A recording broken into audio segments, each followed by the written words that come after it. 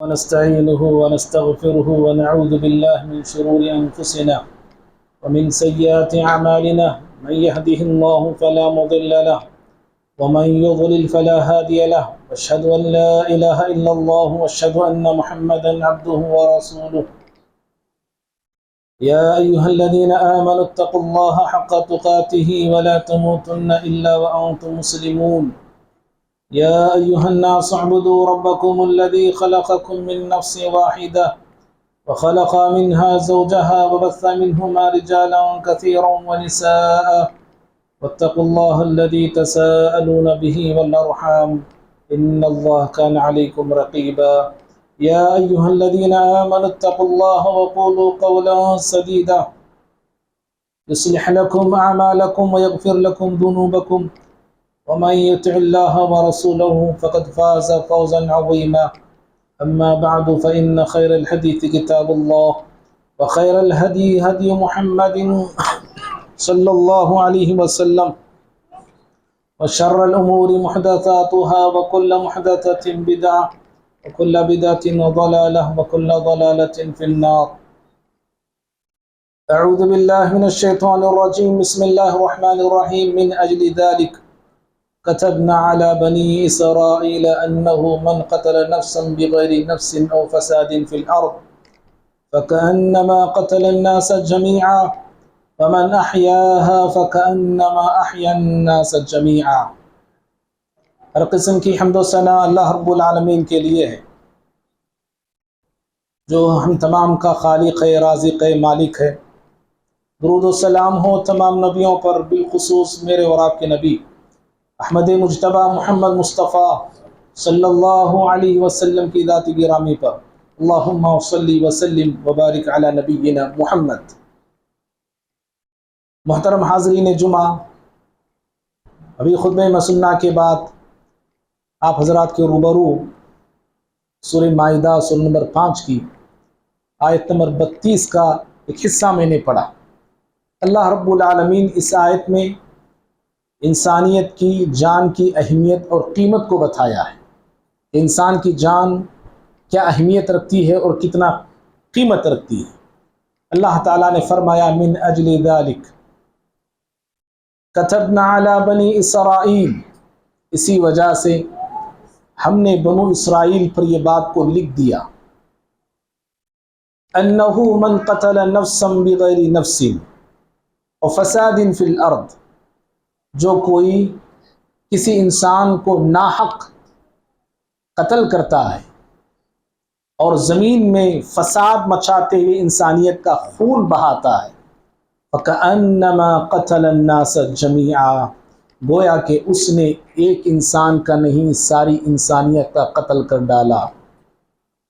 وَمَنْ أَحْيَاهَا، اور جس کسی نے ناحق کسی انسان کو قتل ہونے سے بچا لیتا ہے، فَكَأَنَّمَا أَحْيَا النَّاسَ جَمِيعًا، گویا کہ اس نے ایک انسان کو نہیں بچایا، ساری انسانیت کو بچا لیا۔ محترم حضرات، اس آیت میں اہل کتاب کو، یہود اور نصارہ کو یہ تعلیم دی گئی تھی، یہ احکامات انہیں دیے گئے تھے کہ ان کے ہاتھوں سے کسی کا بھی ناحق خون نہ بہایا جائے، کسی کا ناحق وہ لوگ قتل نہ کریں، کسی پر ناحق ظلم نہ کریں، زمین پر فتنہ اور فساد نہ مچائیں، اور زمین پر رہنے والی انسانیت پر کسی طرح کا ظلم اور کسی طرح کا قتل کا معاملہ ان سے ہونے نہ پائے۔ اللہ رب العالمین اہل کتاب یہود اور نصارہ کو یہ تعلیمات پہلے ہی دے چکا ہے۔ اس آیت کی روشنی میں اگر ہم دیکھتے ہیں، آج فلسطین میں مسلمانوں کا ناحق کتنا ہی خون بہایا گیا ہے۔ بہانے والے کون ہیں؟ وہی لوگ جو اپنے آپ کو اہل کتاب کہتے ہیں، یہود کہتے ہیں اپنے آپ۔ ان کے ہاتھوں سے کئی معصوموں کا قتل ہو گیا، کتنے ہی ناحق انسان موت کے گھاٹ اتار دیے گئے، کتنی ہی معصوم زندگیاں ابھی ابھرنے سے پہلے ان زندگیوں کے چراغ کو بجھا دیا گیا۔ 7 اکتوبر کی صبح سویرے حماس کی طرف سے حملہ کیا ہوا؟ اسرائیل پہ اسرائیل یہ کے بعد دیگرے پے در پے مسلمانوں کا خون بہانا شروع کر دیا، اور آج تک اس کے ظلم اور بربریت اور دہشت گردی کا یہ سلسلہ جاری ہے اور اب تک جاری ہے۔ اور دیکھتے ہی دیکھتے کئی بستیاں ویران ہو گئیں،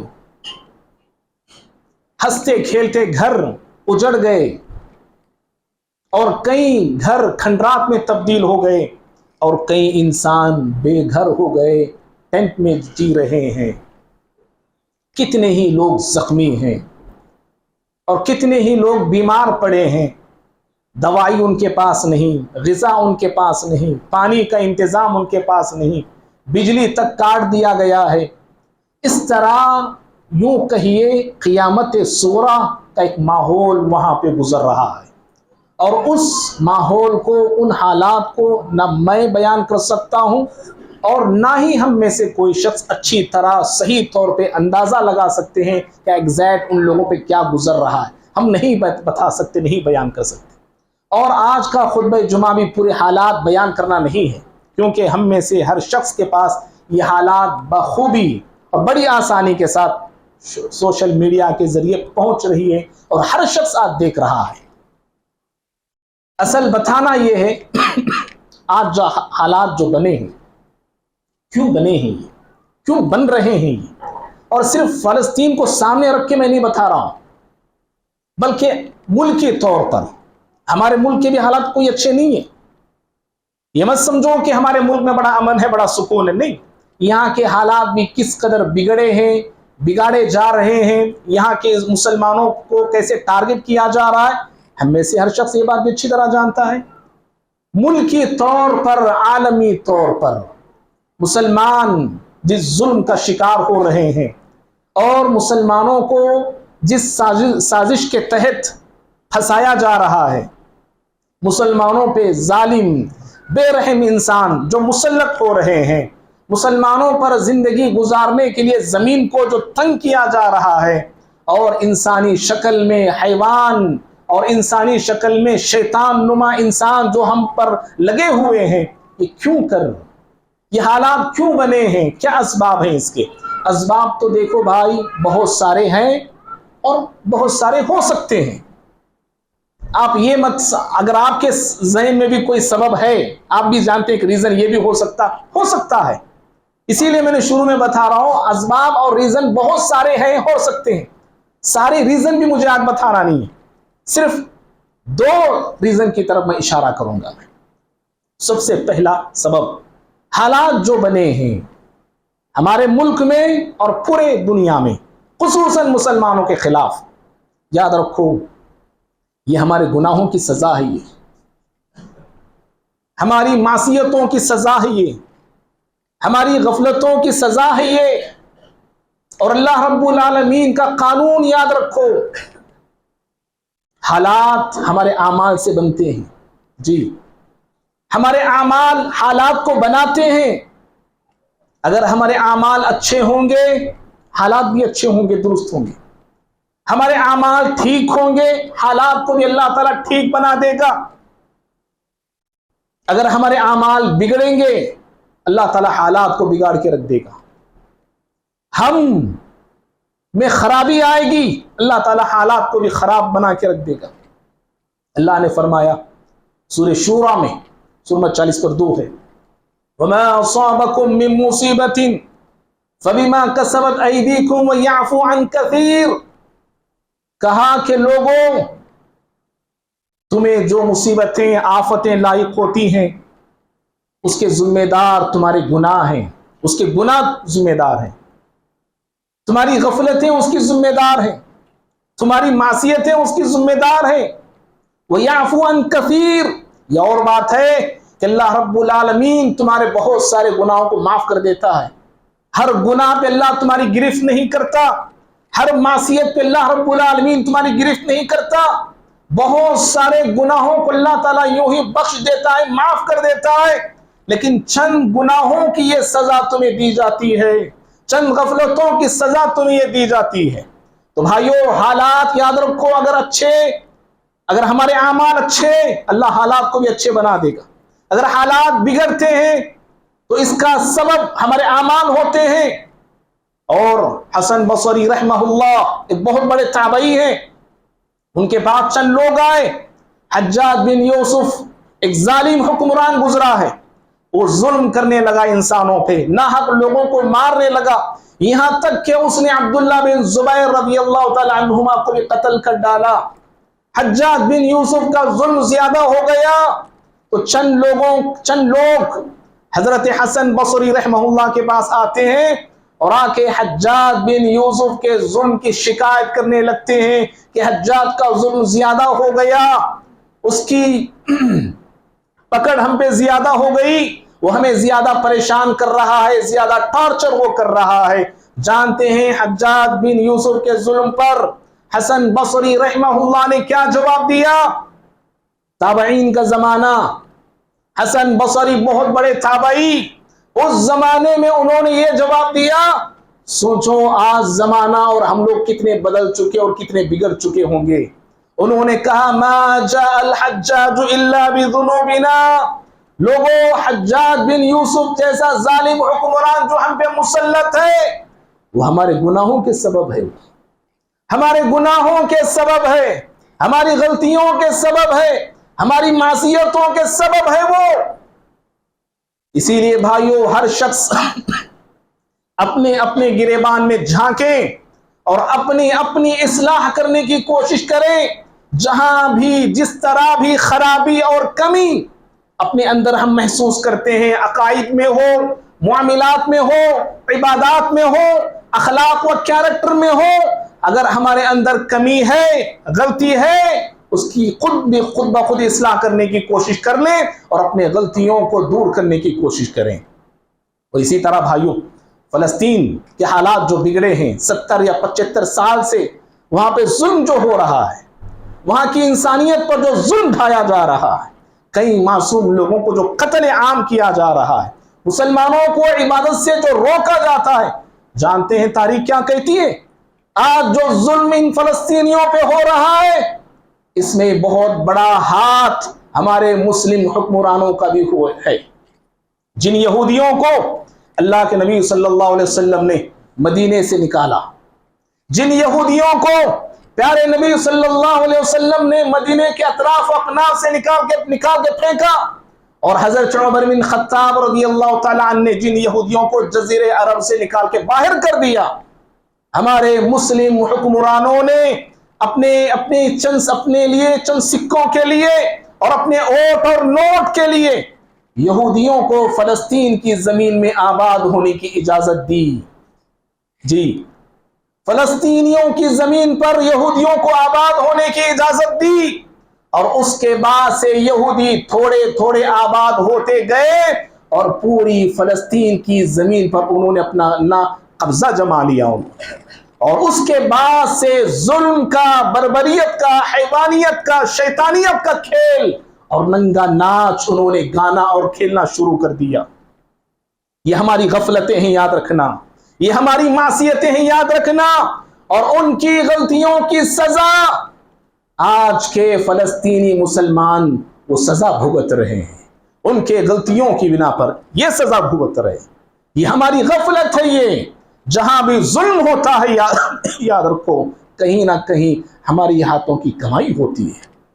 معزز بھائیوں، حالات آج جو بگڑے ہیں، بگڑ رہے ہیں، اور دشمن پوری طور پہ مسلمانوں پر قابض ہونا چاہتی ہے، جانتے ہیں اس میں ایک ریزن یہ بھی ہے کہ آج ہم لوگ دنیا پرست بن چکے ہیں. دنیا کی محبت، دنیا کی چاہت ہم پہ غالب آ گئی. موت سے نفرت ہم کرتے ہیں، آخرت سے غافل ہم ہو چکے ہیں، اور اس لیے آج ان حالات سے میں اور آپ گزر رہے ہیں. بھائی، پیارے نبی صلی اللہ علیہ وسلم نے مسلمانوں کے اندر آنے والی اور پیدا ہونے والی ایک بیماری اور کمزوری کے تعلق سے آپ نے بتایا تھا. آپ نے کہا تھا، ابو داؤد کی، مسند احمد کی روایت ہے، ثوبان رضی اللہ تعالی حدیث کے راوی ہیں، یوشکو ان تدع علیکم الامم کما تدعى الاکلۃ الى قصعتها، کہا وہ زمانہ بہت قریب ہے کہ جب تم پر قومیں ٹوٹ پڑیں گی، کافر قومیں، مشرک قومیں تم پہ ٹوٹ پڑیں گی جیسے بھوکے لوگ دسترخوان پہ ٹوٹ پڑتے ہیں۔ مشہور حدیث ہے یہ، کبھی آپ نے غور کیا بھوکے لوگ کیسے دسترخوان پہ ٹوٹ پڑتے ہیں؟ جو خالی بچھایا گیا ہو ایسے دسترخوان پہ نہیں، جس دسترخوان پہ انواع و اقسام کے کھانے ہو، مزیدار اور لذیذ پکوان ہو، اعلیٰ قسم کی مشروبات ہو، کھانے پینے کی چیزیں ہو، ایسے دسترخوان پہ بھوکے لوگ ٹوٹ پڑتے ہیں۔ اور اس حدیث میں غور کرنے کی ایک بات یہ بھی ہے، آپ نے کہا کہ قومیں ٹوٹ پڑیں گی، وہ خود نہیں ٹوٹ پڑیں گی، خود بھی پڑیں گے، دوسروں کو بھی پڑوائیں گے، خود بھی مسلمانوں پہ ظلم کریں گے، دوسروں کو بھی ظلم کروائیں گے، دوسروں سے بھی ظلم کروائیں گے وہ لوگ۔ اور آج دیکھو آج یہی حال ہے، مسلم حکومتیں، مسلم سلطنتیں، مسلمانوں کی زمینیں آج کافروں کے لیے، مشرکوں کے لیے دسترخوان بنی ہوئی ہے۔ ہر کوئی آتا ہے، ہر کوئی آتا ہے اور مسلم حکومتوں کو نوچ کے جاتا ہے، مسلم زمینوں کو لوٹ کے جاتا ہے، مسلمانوں پہ ظلم ڈھا کے جاتا ہے۔ ڈیزائل، پیٹرول، سب کچھ ظالموں نے چھین لیا، لوٹ لیا انہوں نے۔ کیا کیا چیزیں مسلمانوں سے لوٹی نہیں گئی؟ دولت کو انہوں نے لوٹا، مال کو انہوں نے لوٹا، لوٹا تو لوٹا، دولت الگ چیز ہے، اس سے بڑھ کے مسلمانوں کی مسلم ملکوں میں آ کر مسلمانوں کے دین کو لوٹا ان ظالموں، مسلمانوں کے اخلاق کو لوٹا ان ظالموں نے، مسلمانوں کی غیرت کو لوٹا ان ظالموں نے، مسلمانوں کے کیریکٹر اور کردار کو لوٹا ان بدبختوں نے۔ کئی ہمارے مسلم ملک عیاش خانے بنے ہوئے ہیں، عیاشی کے اڈے بنے ہوئے ہیں، یورپین کا پورا کلچر مسلمانوں کے ممالک میں آ گیا ہے۔ اس طرح ان ظالموں نے مسلمانوں کے اندر سے دینداری کے مزاج کو بھی لوٹ کے رکھ دیا۔ جب پیارے نبی صلی اللہ علیہ وسلم نے یہ کہا کہ ایک قریب ہے ایسا زمانہ تم پر قومیں ٹوٹیں گی اور تم پر حملہ آور ہوں گی، تو سوال کرنے والوں نے سوال کیا، کہا وَمِن قِلَّةِ نَحْنُ يَوْمَئِذٍ وَمِن قِلَّةِ نَحْنُ يَوْمَئِذٍ، کہا اللہ کے نبی صلی اللہ علیہ وسلم کیا اس وقت ہماری تعداد کم ہوگی؟ دیکھو اس حدیث میں ذرا غور کرنا، سوال کرنے والوں نے یہ سوال نہیں کیا کیا اس وقت مسلمان تعداد میں کم ہوں گے اللہ کے نبی صلی اللہ علیہ وسلم، بلکہ انہوں نے پوچھا، کیا اس بات کو انہوں نے اپنے اوپر لیا؟ ہو سکتا ہے کہ وہ زمانہ ہمارے اوپر آئے۔ کہا اے اللہ کے نبی کیا ہم اس وقت تعداد میں کم ہوں گے، ہم کم ہوں گے کیا؟ انہوں نے پوچھا۔ پیارے نبی صلی اللہ علیہ وسلم نے کہا نہیں، بل انتم یومئذ کثیر، تمہاری تعداد تو بہت زیادہ ہوگی، میجارٹی تمہاری بہت زیادہ ہوگی، کئی ممالک تمہارے ہوں گے، کئی کنٹریز تمہاری ہوں گی، کئی مقامات اور حکومتیں تمہاری ہوں گی، لیکن تمہاری حالت کیا ہوگی؟ وَلَكِنَّكُمْ غُثَاءٌ كَغُثَاءِ السَّيْلِ، لیکن تمہاری حالت کوڑا کرکٹ کی طرح ہو جائے گی، جیسے سمندر میں جو جھاگ ہوتا ہے اس جھاگ کی مانند ہو جائے گی، پتنگے جیسے پتھے ہوائیں آسانی سے اڑا کے لے جاتی ہیں، تمہاری حالت بھی اسی طرح ہو جائے گی، کوئی قیمت تمہاری نہیں، کوئی وزن تمہارا نہیں ہوگا۔ یہ کیوں ہوگا ایسے؟ اتنی بڑی تعداد مسلمانوں کی ہو کر بھی مسلمان بے وزن کیوں؟ مسلمان بے قیمت کیوں؟ مسلمان بے حیثیت کیوں؟ آپ نے کہا وَلَا يَنزِعَنَّ اللَّهُ مِن صُدُورِ عَدُوِّكُمُ الْمَهَابَةَ مِنْكُمْ، اللہ رب العالمین کافروں کے سینوں سے، دشمنوں کے دلوں سے اے مسلمانوں تمہارا رعب، تمہارا خوف، تمہاری ہیبت اللہ نکال دے گا رب العالمین۔ اور وَلَيَقْذِفَنَّ اللَّهُ فِي قُلُوبِكُمُ الْوَهْنَ، اور اللہ رب العالمین تمہارے دلوں میں، تمہارے سینوں میں وہن نام کی بیماری کو ڈال دے گا۔ حدیث میں اس جملوں میں دو باتیں غور کرنے کی ہیں۔ پیارے نبی صلی اللہ علیہ وسلم نے یہ کہا کہ دشمنوں کے دلوں سے تمہارا ڈر خوف نکل جائے گا، نہیں کہا اللہ نکال دے گا۔ جی وَلَيَنزِعَنَّ اللَّهُ مِن صُدُورِ عَدُوِّكُمُ الْمَهَابَةَ مِنكُمْ، اللہ نکال دے گا۔ جب اللہ نکال دیتا ہے تو پھر ڈال بھی سکتا ہے نا، جی ڈال سکتا ہے نا۔ اللہ روب کو، مسلمانوں کا جو روب ہے، مسلمانوں کا جو خوف ہے، مسلمانوں کی جو ہیبت ہے، دشمنوں کے سینوں سے نکال دے گا اللہ تعالیٰ۔ تو پھر کہ اللہ تعالیٰ دشمنوں کے سینوں میں ہمارا روب ڈال سکتا ہے کہ نہیں ڈال سکتا؟ ضرور ڈال سکتا ہے۔ کب؟ جو واقعتاً ہم صحیح معنوں میں مسلمان بنے اور اللہ رب العالمین ہمارے دلوں میں وہن نام کی بیماری اور کمزوری کو ڈال دے گا۔ سوال کرنے والوں نے پوچھا، اللہ کے نبی یہ وہن کیا چیز ہے؟ یہ وہن کیا چیز ہے؟ یہ کہا حب الدنیا و کراہیت الموت، حب الدنیا و کراہیت الموت، دنیا کی محبت، تم دنیا کے عاشق بنو گے، دنیا سے دل لگا بیٹھو گے، دنیا کے ہو جاؤ گے، وَكَرَاهِيَةُ الْمَوْتِ، اور موت سے نفرت کرنے لگو گے، موت سے بھاگنے لگو گے، موت سے ملنا نہیں چاہو گے، رب العالمین کی ملاقات کی، تمہاری ملاقات کی تمنا تمہارے اندر نہیں ہوگی۔ اس طرح دنیا کے عاشق اور دنیا پرست تم بن جاؤ گے۔ اور میرے بھائی، آج یہ دنیا پرستی کا مزاج اور موت سے نفرت کا مزاج جانتے ہیں، پوری امت مسلمہ کا مرض بنا ہوا ہے۔ کہنے والا کیا، سننے والے کیا، پوری امت مسلمہ الا ماشاء اللہ، کوئی ہوں گے اللہ کے نیک بندے، پوری امت مسلمہ آج اس مرض میں، اس بیماری میں مبتلا ہے۔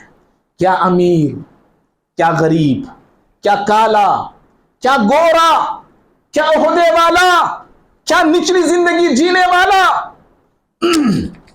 کیا دیندار، کیا غیر دیندار، کیا نمازی، کیا بے نمازی، ہر ایک کا مرض اور ہر ایک کا مقصد صرف دنیا ہو کے رہ گیا۔ ہر ایک چاہتا ہے کہ دنیا ملے۔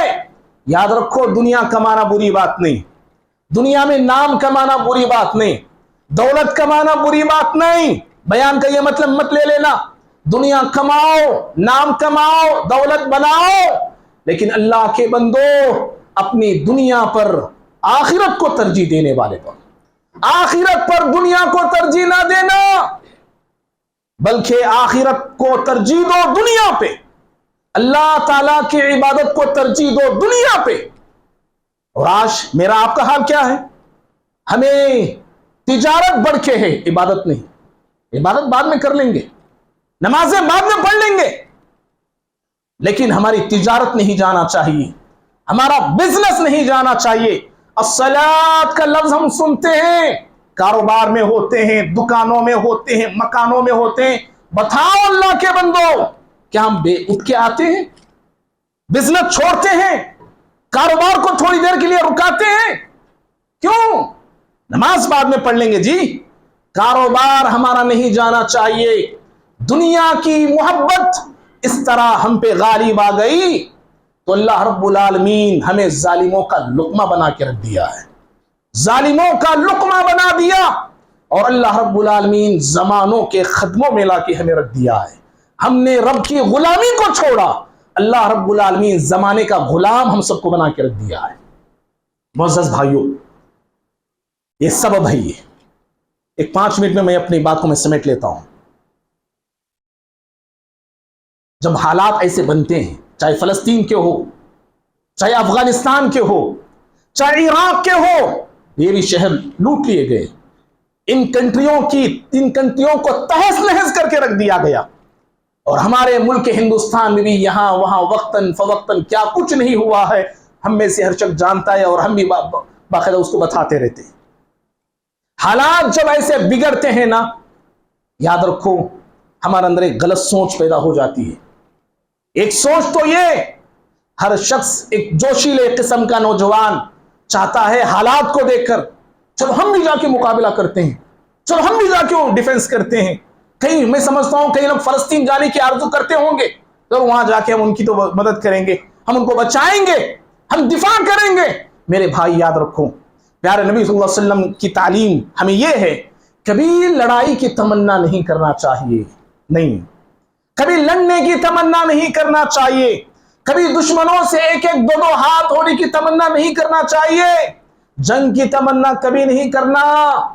بخاری کی روایت، امام بخاری کتاب الجہاد کی حدیث کو لاتے ہیں، پیارے نبی نے فرمایا لا تتمنوا لقاء العدو، آپ نے کہا لوگوں دشمنوں سے مٹبھیڑ ہونے کی تمنا مت کرو، وصلوا اللہ العافیہ، بلکہ اللہ سے امن مانگو، سلامتی مانگو، اللہ امن میں رکھے، سلامتی میں رکھے، خون خرابے کی نوبت نہ آئے، جنگ کا ماحول پیدا نہ ہو۔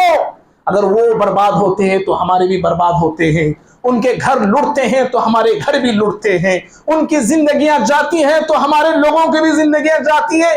کبھی جنگ کی تمنا مت کرو، پیارے نبی صلی اللہ علیہ وسلم نے یہ فرمایا۔ پہلی بات تو یہ، جب حالات بگڑتے تو یہ سوچ پیدا ہوتی ہے۔ دوسری بات، جب حالات خراب ہوتے ہیں تو کئی لوگ گھبرا جاتے ہیں، مایوس ہو جاتے ہیں، نا امید ہو جاتے ہیں، ہمت ہار جاتے ہیں، حوصلے ان کی جواب دے جاتے ہیں کہ پتہ نہیں ہمارے ساتھ کیا ہوگا۔ اللہ کے بندو یاد رکھنا، حالات سے گھبرانا نہیں، اللہ کی ذات سے کبھی نا امید ہونا نہیں، کبھی مایوس ہونا نہیں، کبھی کم حوصلہ ہونا نہیں، اس لیے کہ امت مسلمہ یہ ایسی امت ہے اور یہ مسلمان ایسی قوم ہے کہ اس قوم پر اس سے بڑی بڑی آفتیں آ چکی، بڑی بڑی مصیبتیں ہو چکی، اور بڑے بڑے ظالموں نے اس قوم پر، اس امت پر بڑے بڑے ظلم ڈھائے، اور ایسے ایسے ظلم ڈھائے ظالموں نے، لوگوں نے اس وقت سمجھا اسلام دنیا سے ختم ہو جائے گا اور مسلمانوں کا نام اور نشان مٹ جائے گا۔ تاتاری کا فتنہ کون نہیں جانتا ہے؟ کون نہیں جانتا تاتاری کے فتنے کو؟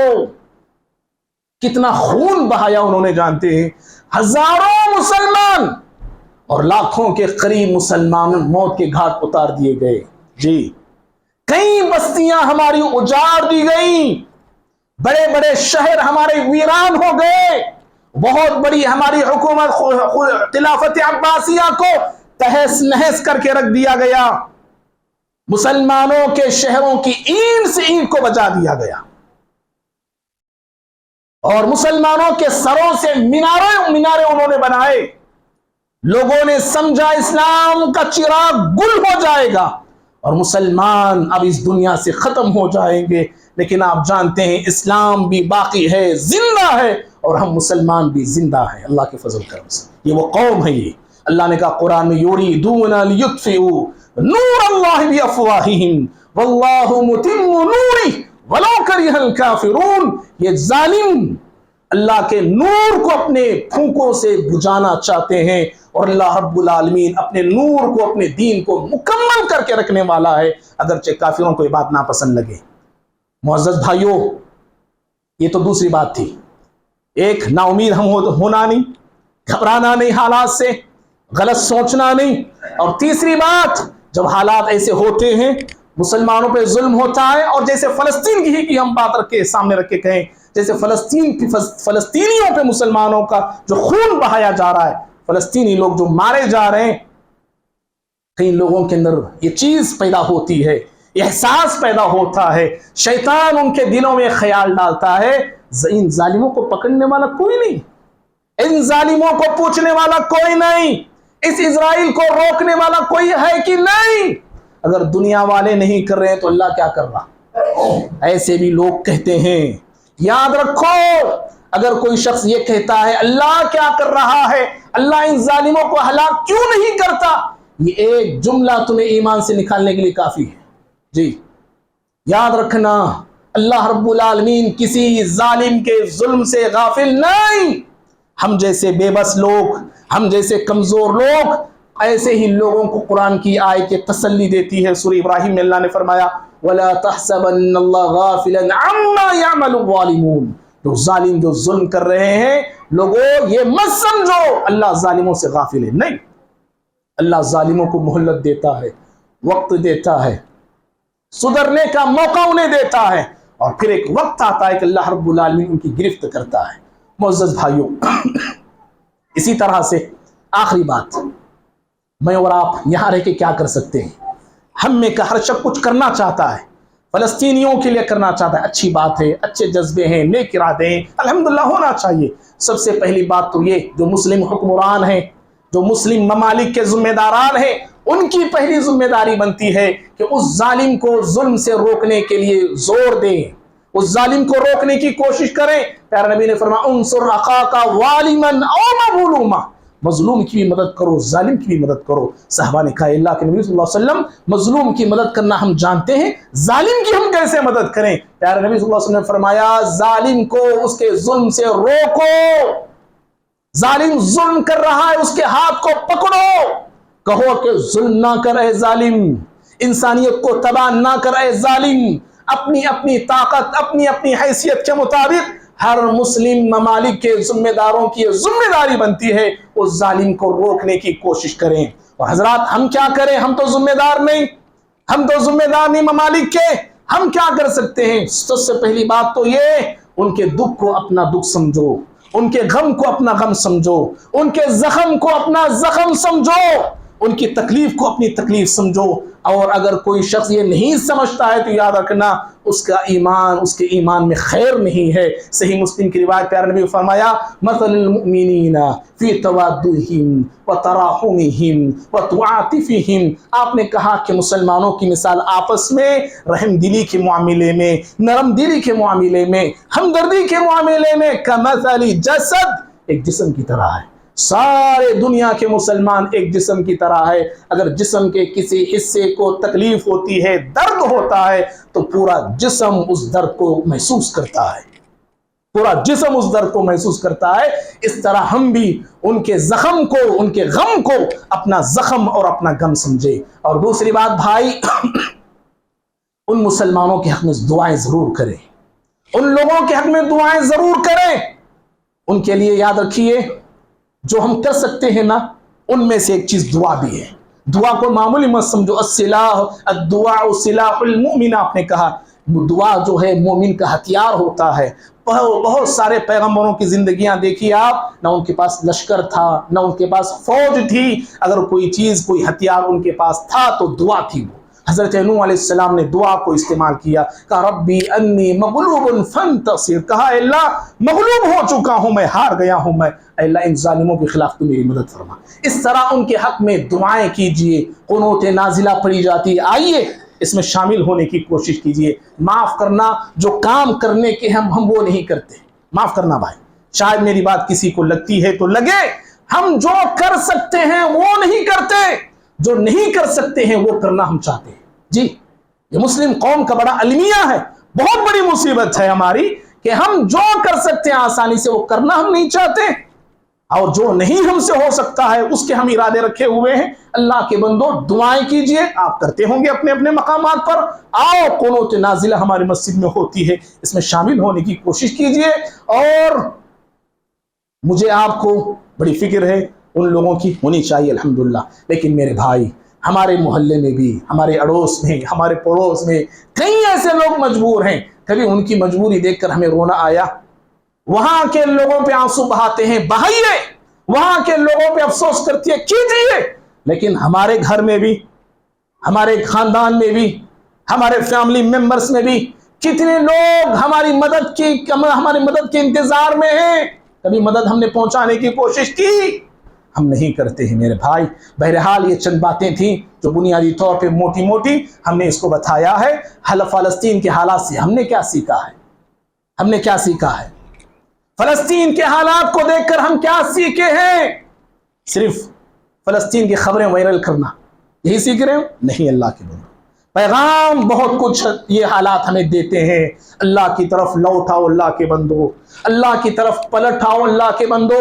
हालात जब बिगड़ते हैं, दुनिया तंग हो गई हो, जमीन तंग कर दी गई हो, दुश्मन अपनी ताकत और अपनी कुव्वत का लोहा मनवा रहा हो, याद रखो अल्लाह रब्बुल आलमीन ही की जात है वो जो तुम्हें और हमें सहारा देती है, पनाह देती है, हिफाजत करती है। इसीलिए अल्लाह ताला ने कुरान में दावत दिया, व अनीबू इला रब्बिकुम, लोगों लौट आओ, अपने रब की तरफ इनामत के साथ आओ। फफिर्रू इलल्लाह, लोगों भागो, अल्लाह की तरफ भागाओ, दौड़ाओ, अल्लाह की तरफ आने की कोशिश मुझे आपको करना चाहिए। और आज हम लोग, बहुत सारे लोग आज भी हालात को देख के अल्लाह की तरफ लौटाने की कोशिश नहीं कर रहे हैं। रात भर हम सोशल मीडिया में मौजूद हैं और बहुत सारे हमारे नौजवान वर्ल्ड कप चल रहा है, वर्ल्ड कप में बिजी हैं।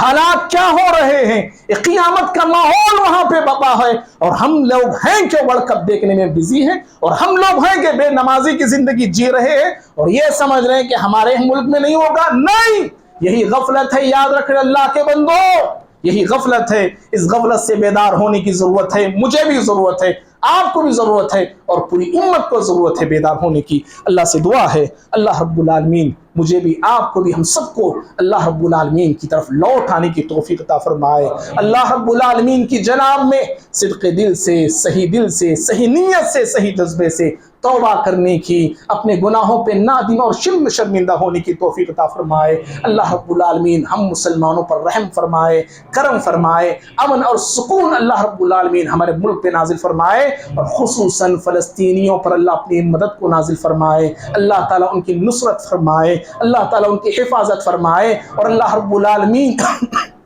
ظالم اسرائیل جو مسلمانوں پہ ظلم جو ڈھا رہا ہے، اللہ تعالیٰ ان میں جو اچھے لوگ ہیں اللہ انہیں ہدایت دے، یا اللہ تعالیٰ ان ظالموں کو ہلاک کرے، تباہ کرے۔ اللہ ہم سب کی دعاؤں کو، عبادتوں قبول کرے۔ اللہم آمین۔ اقول قولی هذا استغفر الله لي ولكم ولسائر المسلمين من كل ذنب فاستغفروه انه هو الغفور الرحيم۔